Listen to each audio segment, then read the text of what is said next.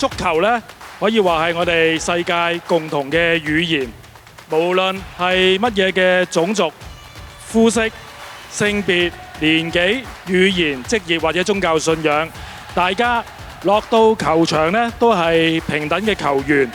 遵守都係呢同一套嘅比賽規則去參加比賽。咁我從大會方面了解呢，就知道今日呢個活動呢個內容同埋個目的呢係非常之豐富嘅。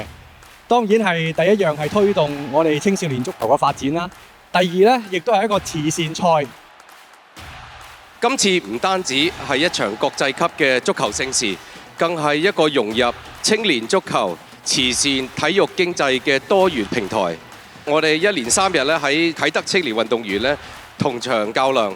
不單係讓我哋嘅青年球員喺國際舞台上面學習成長，以精湛嘅球技咧競逐我哋國際青年足球慈善杯嘅寶座，更係為我哋2027年亞洲杯外圍賽啦，以及第15屆全運會作好準備嘅重要嘅一步。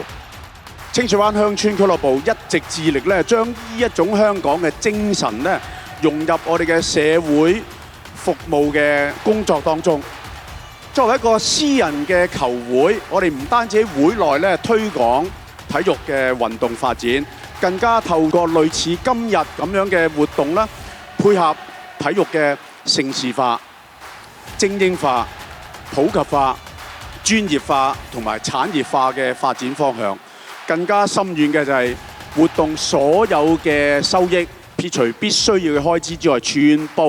全部撥捐俾香港清水灣高爾夫球嘅慈善基金。作用咧就係去支持本地嘅青年發展，幫助佢哋繼續追夢。